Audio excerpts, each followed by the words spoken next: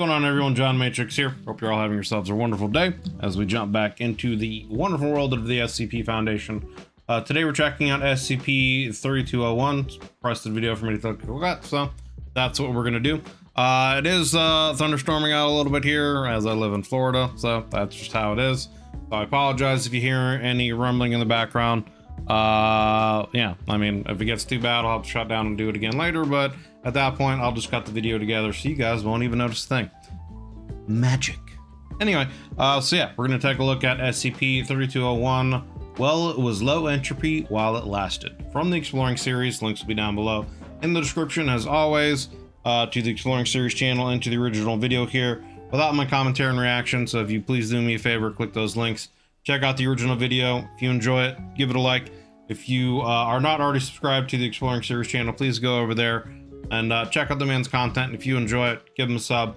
Makes a lot of great content for the SCP universe as well as others. Please go over there and do so. I often do these reactions live from our YouTube members. We would love to have you guys come in here and join the discussions when we do these reactions live. So if you'd like to do that, there's a link down below in the description, as well as a join button underneath the video. You can check out the YouTube membership benefits and the various tiers that I offer. You can get early access to videos. You can get priority in any kind of reaction requests you want me to do, etc., etc. Just take a look at that, see if you'd be interested in then taking your sport to the next level. Regardless, thank you very much for taking the time on your busy day to watch this video. So before I waste any more of your time, let's just get into it here. Again, SCP-3201. Well, this was low entropy while it lasted. SCP-3201. Well, it was low entropy while it lasted.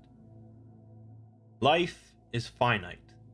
This is a sobering fact for many, but it's a fact nonetheless. Regardless of thoughts about an afterlife, the concept of death is typically unavoidable, even in the SCP universe, barring some special circumstances. Whether it be the death of an individual, a community, a world, or even a galaxy, it's an inevitable fact. In time, based on the laws of thermodynamics and the concept of entropy, it's theorized that our entire universe will eventually reach thermodynamic equilibrium. Nothingness. And nothing will be left alive. Yep. The SCP... Even atoms, molecules, you know, subatomic particles won't be able to hold together, and the universe will just essentially stretches itself out to like heat death, where there's literally just absolute nothing and it'll just be a void. Supposedly. That is one theory of what could happen to our universe. I'll be discussing today, 3201, relates to this concept, although that won't be immediately apparent. SCP-3201 are a collection of extra-dimensional entities capable of sentient thought and movement, appearing in the form of luminous spheres of various sizes and colors. Wonder if they have anything to do with lightning, you know, ball lightning. That's just what immediately popped in my head. You know, you see like the little balls of like electrical energy sometimes or whatever that can happen in thunderstorms that just kind of roll out and then disappear. I wonder if somehow these could be mistaken for them or something like that. They first became known to the Foundation in 1944, after several aerial sightings of Foo Fighters, unidentified flying objects, over Germany, resembling Christmas tree lights. Although they were originally classified as naturally occurring phenomena, one of these balls of light would be discovered in 1959 to be a central figure of worship within an Interesting, even in this picture you can kind of see like a head. You know, there's like the shape of a head right there. Interesting. Anomalous Melanesian cargo cult community. For reference, a cargo cult is a belief system in which members of a relatively undeveloped society perform rituals so that a more technologically advanced society will bring them goods. Interesting. The community that worshipped this ball of light would offer stones, shells, gems, and animal bones chiseled into polyhedral shapes. What are these, man? Like, these are fascinating looking artifacts. Like, what are these? What's with these? It almost looks like these might fit into, like, this one right here might fit into this one somehow, maybe in some way. And of course, obviously, they're floating off the table, which is also That in and of itself is interesting. Like, do these little etches right here like fit into this side over here somehow? I don't know. Interesting. To the entity, and a community that worshipped this ball of light would offer stones, shells, gems, and animal bones chiseled into polyhedral shapes to the entity, and in return it would provide crates of canned food and various Western manufactured goods. Interesting. The entity is able to manifest these goods from nearby parallel universes, which the entities are able to traverse at will. In 1968, it was ascertained that the Eigen stations that the Foundation had constructed to help with the energy requirements of dimensional containment operations had inadvertently acted as attractants for these entities. Fortunately, it seems that none of the 3201 entities are hostile, and so the Foundation soon began conversing with them. The communication between our species and theirs was rudimentary, but concepts and ideas could be conveyed. The intention of the 3201 entities is to collect and archive specific types of objects. Each entity is interested in a different type of object, and once found, they will switch preferences to a new object. They scour various parallel universes to find these objects, as not all universes contain the same things. Interesting. So are these like... what's the word? They almost sound like kind of beings that are looking for objects to throw into like time capsules to like preserve things, almost to like travel between different universes to collect different items and things that they would consider artifacts or interesting of worlds or whatever that exists in this universe to then like put into a museum to archive, you know, whatever. One entity was interested in platonic solids, such as cubes or dodecahedra, between 5 and 30 centimeters in width, with a preference for smoothness. Another entity was interested in dark green Wellington boots, another with spotted turtles, another with denominations of currency bearing the number 5, with a preference towards warmer colors. Some were also interested in more anomalous objects, such as seeds that developed into a floating plant, and a weird metallic sphere that emits electromagnetic radiation and makes the ambient air around it 8 degrees Celsius cooler. Interesting. On May 21st, 1983, workers in a ceramics factory in Guangzhou, China, encountered a SCP-3201 entity. 34 witnesses report seeing a slightly indistinct sphere of light hovering in the air above the workshop floor. It gradually became more distinct, glowing like a light bulb. Although it didn't give off any heat, it was reported that the air around the sphere rippled like a heat wave. The sphere started to slowly circle the room, passing through several solid objects unimpeded. Nearly an hour and a half later, the sphere burned several traditional Chinese characters onto a wall, forming a sentence that roughly indicated that it wanted to trade money and gold for jars. The ceramics factory was working on Ming-era reproduction vases, so the site manager began communicating with the entity using yes or no questions. An hour later, they had made an agreement, and the entity proceeded to swallow 34 vases, although how it exactly did this is unclear based on various reports. Yeah, I don't know, maybe they're just beings of they're just collectors, you know? They just like to collect various things that have interest to them. I mean, it really does almost sound like they're kind of like traveling between multiverses to get just items of interest to archive or just to collect. Interesting. The entity then disappeared, although it returned 20 minutes later and began showering the workers with approximately 600 kilograms of various forms of currency. Damn. Some of it familiar to our world and China, but some of it in the form of banknotes featuring both Chinese and French, and a silhouette of China, Mongolia, and northern Vietnam. The entity followed this up by dumping 1,900 kilograms of molecularly pure gold in the forms of long cylindrical bars. Damn. Again, just for reference, based on the current value of gold, that amount is worth over $78 million. The gold Talk about and the making someone's currency day. was later confiscated, however. The sphere Man, fuck then that. disappeared for good afterwards. I made a deal with an extra dimensional entity and he paid me for it, brother. That's my gold. Fuck you. You ain't taking my gold. That's my 78 million.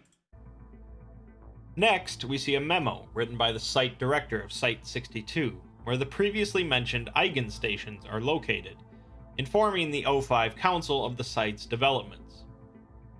The note says that the Eigen Station project, which is now known as Project Ambriel, was successfully completed this month, in January of 1969.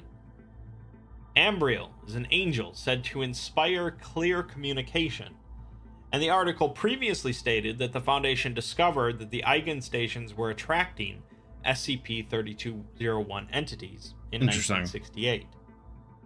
Either the timeline is a little muddy, or the O5 Council knew before the site director what the Eigen stations were doing. Either way, by August of 1971, communications between the Foundation and 3201 were well underway, and were given a transcript of a conversation between the head researcher and the 3201 instance that was interested in spotted turtles. The entity is old enough to remember the formation of our galaxy, and describes the position of our sun using a massive system of coordinates. When asked how many years it's existed for, however, the entity only displayed confusion. It doesn't know what years that that the is. 3201 entities do not perceive time the same way that we do.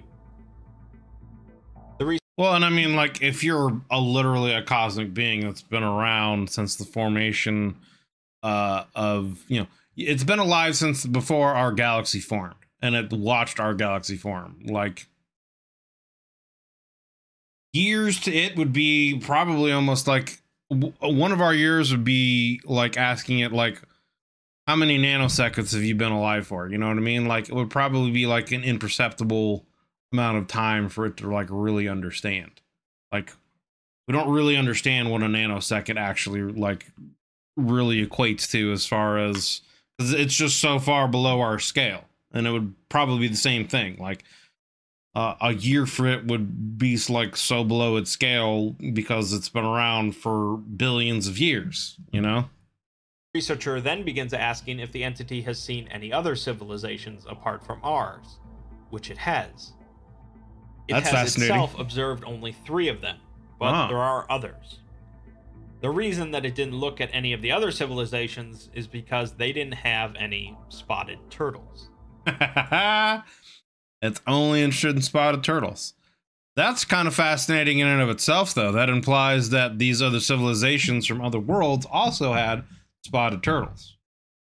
So that means there are spotted turtles living on multiple planets, I guess, potentially. Assuming it's in our same universe and that it's not traveling to a parallel universe where spotted turtles exist. That means that life forms on Earth can exist in other planets in the universe. So that in itself is another fascinating detail. The last of these civilizations died off over 5 trillion years ago. Yikes. And wasn't in our galaxy or local group. The entity confirms that they came here because of the Eigen stations, and they're here to archive any objects with low entropy for the sake of a universal museum. Yeah, see, there you go. Right on.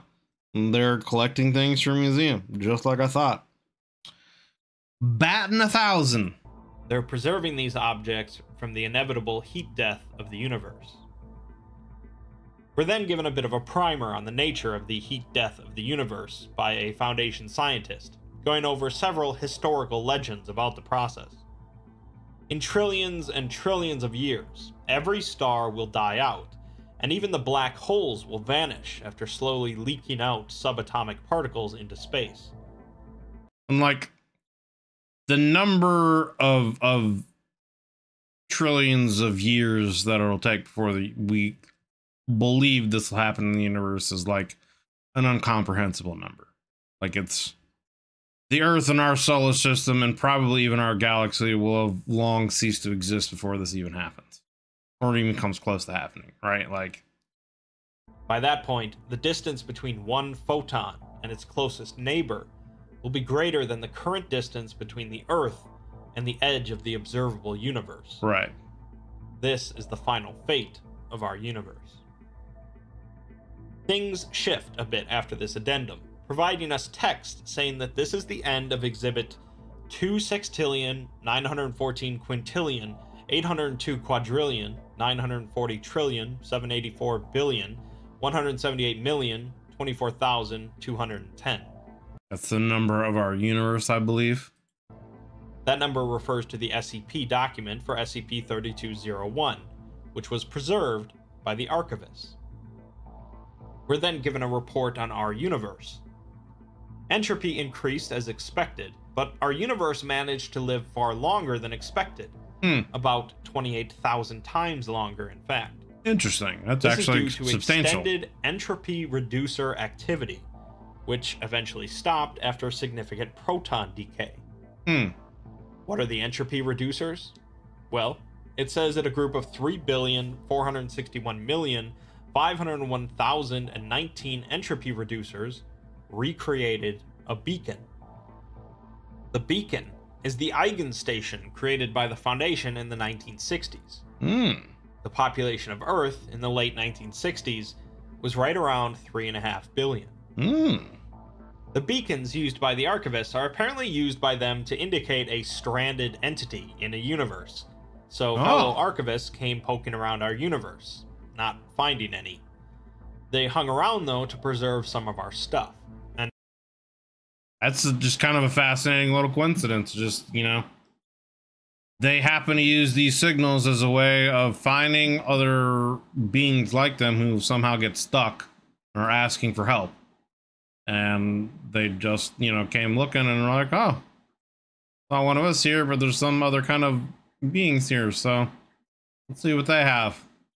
And maintained contact with the people of Earth until the entropy reducers self-terminated for unknown reasons 116 years after initial beacon creation.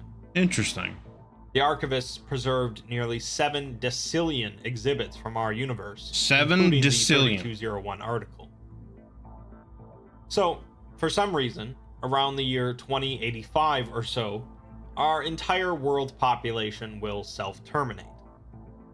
Self-terminate in this case doesn't necessarily mean we all commit suicide or something. Right. As that's just how the archivists describe it. Right. It's possible a thermonuclear war will break out. Right. Or something set in motion by the SCP Foundation or another group will ravage the world. That gives us a pretty short lifespan, and yet our universe continued to exist far beyond what was expected. I'll leave that one to your imagination. I mean, that is kind of fascinating that would then indicate that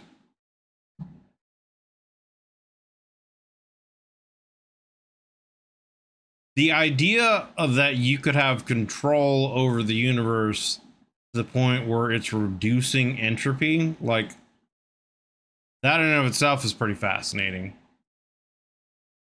And that it's at a technological level that we would already be able to create is something else that would be like, we said like the 1930s or something, like something during World War II, or maybe it was the 50s. I want to say originally said 1930s, and then something else happened in the 50s, where they kind of introduced themselves further. But yeah, like just the idea that essentially kind of like World War II, early Cold War era technology was enough that we created that could help reduce the entropy of the universe. That's just, that in and of itself is kind of fascinating, you know? Because we, you know, again, Fermi paradoxes and all these other things, think of ideas of, you know, civilizations needing to be able to, you know, control energy and control the sun and have means of, you know, then transporting out to other worlds and yada yada. But then the idea of essentially controlling the entropy of the universe itself isn't something that even factors into that. So like, that's like something that's even beyond what is implied in the Fermi paradox. You know what I mean? Yet it's still something from, you know, World War II era technology. So that's kind of like an interesting little paradox, I guess. After all that, though, what was the summary of our universe, numbered 139-331-920-100933 by the archivists? They finish with, and I quote, It was mostly nothing. It was mostly nothing, but there were some interesting parts. I mean, I feel like in the vastness of space, that probably would summarize most universes, right? Most universes are probably filled with a whole lot of nothing, with just enough room for potential species to go out and expand. I would think. I mean, obviously, I have no fucking clue what I'm talking about here, because, you know, we're just humans on this planet, and we have no idea what the greater universe at large actually has in store out there at this time. But you would think logically that that would probably be the case, you know? But that's assuming the idea is that the universe created life, you know, for us to grow and expand, you know? Anyway, we're getting into all kinds of like philosophical like ideas and stuff, right, that don't really have anything to do with the video. So SCP-3201 are similar to the SCP Foundation, but far, far larger in scope. Right. And with a simple goal of preserving as many low entropy objects as... And that obviously kind of implies that they exist outside of the universal constants, right? There's some kind of beings that travel between multiverses, and they live in some kind of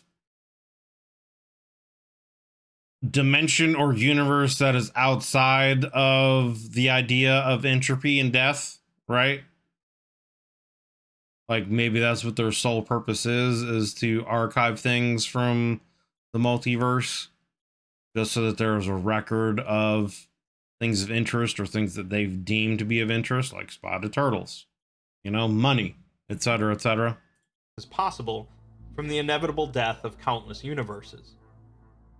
In the end, though, it probably doesn't bring the people of these universes much comfort to know that at the end of all things, some boots, spotted turtles, and reproduction vases are being preserved. SCP-3201 really leaves a lot unanswered, such as where these things come from, why are they preserving these things, and what happens when they meet their end as well. I mean, if they do, again, they could live outside. I would assume that for them to be doing these things, if they are preserving these things for some kind of museum, what is the purpose of them preserving these things for a museum if they're just going to be destroyed eventually anyway? They would have to live outside of some kind of universal constant that would make them immune to the death of the universe, I would think. Like I said, life is finite, and ultimately so is everything we've created and accomplished. Whether there are alien entities preserving our stuff or not, it's important to keep things in perspective. Indeed. Indeed. All right, what do we got here? Quote at the end. Quote at the end. Oh, we got one from Carl Sagan, huh? Our posturings are imagined self-importance, the delusion that we have some privileged position in the universe, are challenged by this point of pale light. Our planet is a lonely speck in the great enveloping cosmic dark. In our obscurity and all this vastness, there's no hint that help will come from elsewhere to save us from ourselves. Carl Sagan, Pale Blue Dot. And I mean, yeah, like that first picture, I think from Voyager, right? I think it was from Voyager, that Carl Sagan's referring here, that was taken at the edge of, I think, our solar system. Like maybe it was like passing Saturn. Anyway, but it was a picture, I believe, taken by Voyager of looking back at the Earth, and it's literally just this little itty bitty speck in the distance. And yeah, you know, we are extremely, extremely insignificant in the vastness of what the universe is. And sometimes it would be a good idea to kind of keep that perspective, whereas interesting and fascinating as life we have is, we really are kind of nothing in the vastness of space. So, but fascinating video, interesting idea of these some kind of interdimensional beings that really just seemed to want to collect things, archive things, put in a museum for display to kind of, I guess, catalog various things from potentially various universes. Kind of a fascinating little idea and story. So that was SCP-3201. Well, it was low entropy while it lasted by the Exploring series. Links will be down below in the description to the original video without my commentary and reaction, and to the Exploring series channel. Please do me the favor, click those links. If you're not already subscribed to the Exploring series channel, please go over there and do so. And if you enjoyed this original video, give it a like. If you would like to join in our discussions when I do these reactions live, we would love to have you guys come in and hang out and join us. There is a join button underneath the video, as well as a link in the description to the YouTube membership benefits that I offer. You can get early access to videos. You can get priority in any kind of video requests that you want me to do. There's a sub Discord you can get access to, etc., etc. So check all those out if you decide you want to take your support from me to the next level. Obviously, it's a dream to be able to do this for a living, so anyone who does so, thank you very, very much for doing so. I greatly appreciate it. But regardless of that, thank you just for taking the time out of your busy days to come in here and watch the video. It means a lot. It helps me. It helps the channel grow. And if you did enjoy the video, consider leaving a like and a sub. Thank you very much. Hope you enjoyed it. Hope you're having a wonderful day. We'll see you guys in the next one.